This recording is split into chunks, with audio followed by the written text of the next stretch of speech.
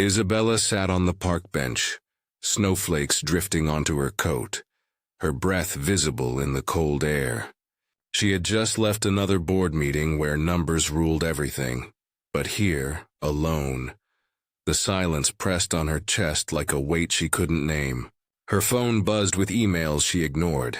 At 42, she ran a company that made millions, yet her apartment felt empty every night. A small voice broke through. "Are you sad?" A little girl stood in front of her, maybe 7 years old, holding a floppy bunny with one ear torn.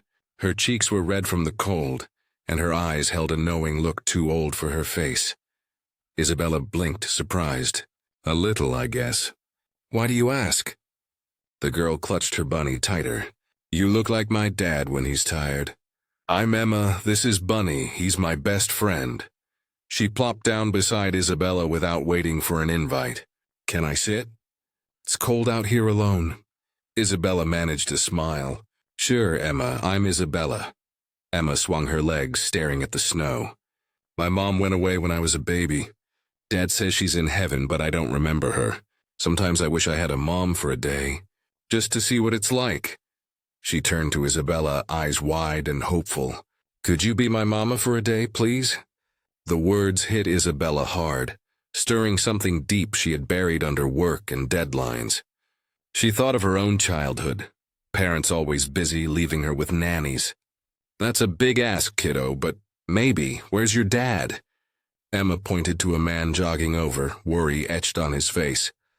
He was in his mid-30s, jeans and a worn jacket, hair messy from the wind. "Emma, I told you not to wander off." He scooped her up, then looked at Isabella. "I'm sorry. She's bold sometimes." "I'm Daniel." Isabella stood, brushing snow from her coat. "No harm done." "She just asked me something sweet." Daniel set Emma down but kept a hand on her shoulder. "What did she say?" Emma grinned. "I asked if she could be my mama for a day." Daniel's face flushed. "Emma, you can't just—" He turned to Isabella. "She's been watching those family videos at school. I'm a single dad, working long hours as a software developer. It's just us. I'm sorry if she bothered you." Isabella saw the exhaustion in his eyes, the way he ruffled Emma's hair to hide his embarrassment. It mirrored her own hidden fatigue. "She didn't bother me. Actually, it touched me. If you're okay with it, maybe we could try it. One day. Coffee or something simple." Daniel hesitated, glancing at Emma's pleading face. "I don't know." "We don't know you." "Fair," Isabella said. "I'm a CEO downtown. Busy, but today I'm free. We could start small. Hot chocolate at the cafe across the street?" After a moment, Daniel nodded. "Okay, one hot chocolate." "Emma, behave." They walked to the cafe, Emma chattering about school and her bunny's adventures. Isabella listened, feeling a warmth she hadn't in years. Daniel explained his job. Coding apps, deadlines piling up, no time for much else since his wife died 5 years ago. "Emma's my world, but I'm stretched thin," he admitted over steaming mugs. Isabella shared a bit about her life. Endless meetings, no family nearby. "I have everything on paper, but it feels hollow sometimes." Emma sipped her drink, chocolate on her lip. "See, Dad? She's nice. Mama for a day." That afternoon turned into baking cookies at Daniel's small apartment. Isabella rolled dough while Emma measured flour dusting their faces. Daniel watched from the doorway, a soft smile breaking through.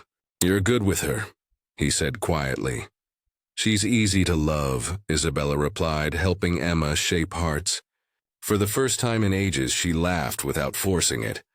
The next weekend, they met again. Isabella suggested the Science Museum. Emma's eyes lit up at the exhibits, asking a million questions. "Why does the rocket go up?" she asked Isabella, who explained gravity in simple terms. Drawing from boardroom analogies, she simplified. Daniel trailed behind, carrying coats. "You don't have to do this every weekend," he said during lunch. "I want to," Isabella said. "Emma makes me feel alive, and you both seem like you could use a friend." Over weeks, routines formed. Saturdays at the park, picnics even as snow melted into spring. Isabella taught Emma to tie her shoes properly. Loop, swoop, pull tight, and how to make scrambled eggs without burning them. Stir slow like this, she'd say, guiding Emma's small hands. One evening after a trip to the zoo, Emma fell asleep in the car. Daniel carried her inside, then came back to the porch where Isabella waited. "Thank you," he said, voice low. "She's happier. Smiles more. I see it in her drawings at school, families with 3 people now." Isabella's heart fluttered. "She's teaching me too. I forgot how good it feels to care like this." Daniel looked at her, really looked. "You're patient, kind, I admire that. My job's killing me. Bugs in code, investors breathing down my neck. But with you around, weekends are a break." Isabella felt a pull toward him, his quiet strength, the way he put Emma first despite everything. But she pushed it down, focusing on the girl. Spring brought rain, and one stormy Saturday they stayed in. Emma wanted to paint. Isabella spread newspapers, mixing colors. "What should we make?" she asked. "A family," Emma said. She painted 3 stick figures holding hands. A tall one with dark hair like Daniel, a smaller one with pigtails, and a woman with a suit. "That's you, Isabella. You're part of us now." Isabella's eyes stung. She glanced at Daniel, who was fixing a leaky faucet, sleeves rolled up. He caught her look and smiled shyly. As summer neared, Isabella noticed changes in Daniel. He was more distracted, phone calls ending abruptly. One night, after tucking Emma in, he confessed on the couch, "My company's in trouble. The app we built, it's glitchy. Investors are pulling out. If we don't fix it soon, jobs are gone, including mine." Isabella's CEO instincts kicked in, but she saw his fear, losing stability for Emma. "Tell me more," she said gently. He explained the code issues, server crashes under load. Isabella listened, then offered, "I know people. Tech consultants. Maybe I can help?" Daniel shook his head. "We can't afford that." "And I don't want charity." "It's not charity," she said. "It's family helping family?" The word slipped out, surprising them both. He searched her face. "You mean that?"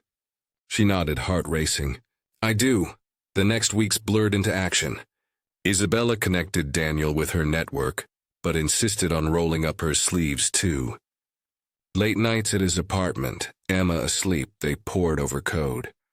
Isabella wasn't a developer, but her business mind spotted inefficiencies. Cut features, streamline processes. Focus on what users love most, she advised. Daniel taught her basics, their hands brushing over the keyboard. Doubts crept in for her. Was she overstepping? Her own company needed her. But seeing Daniel's hope grow, Emma's stable world kept her going. One crisis hit hard. A major bug crashed the app during a demo. Investors threatened to bail. Daniel paced, panic rising. "I can't lose this." For Emma, Isabella pulled him into a hug, unexpected but natural. "We won't together." She called in a favor, a top debugger from her firm on loan. They fixed it in days. The app stabilized, users returned, funding secured. Through it all, their bond deepened. Quiet talks after Emma's bedtime turned personal. Daniel shared his grief over his wife, how guilt lingered for not being enough. "I was working late the night she got sick," he whispered. Isabella opened up about her fears, failing at relationships, choosing work over love, parents who never showed up. "I thought success was everything. But this. You and Emma, it's real." One evening, after a successful pitch, Daniel found Isabella in the kitchen, washing dishes. Emma was drawing nearby. He took the sponge from her hand. "Isabella, I need to say something." She dried her hands, nervous. "I've fallen for you," he said simply. "Your strength, your heart, the way you light up with Emma. I was scared to hope again, but you make me want to." Tears welled in her eyes. "Me too, I love you, Daniel. And Emma, she's the daughter I never had." He kissed her then, soft and sure, Emma peeking around the corner with a giggle. Finally, challenges lingered. Isabella's long hours clashed with family time. She doubted, could she balance it? One night, after a missed dinner, she arrived late to find Emma upset. "You promised movies." Guilt hit hard. "I'm sorry, sweetie. Work got crazy," Daniel mediated gently. "We all mess up." "Talk it out." They did. Isabella cut back on non-essential meetings, delegated more. Daniel flexible with his now stable job. They learned together. Patience, compromise. Fall came, leaves turning. They moved into a bigger house. Isabella's idea, but shared costs. Emma had her own room, painted with murals they did as a team. One snowy afternoon, a year after the park bench, they sat by the fire. Emma curled between them, bunny still in hand, though less worn now. "Remember when I asked you to be mama for a day?" she said. Isabella laughed, pulling her close. "Best question ever." Daniel squeezed Isabella's hand. Turned into forever. Isabella looked at them, her chosen family. Her company thrived, but this was her true success. Mornings with pancakes, evenings with stories, love that forgave flaws and built strength. She had everything now. Not in boardrooms, but here, in quiet moments of connection. Emma's small question had changed it all, proving that sometimes the greatest achievements come from opening your heart to a child's simple wish.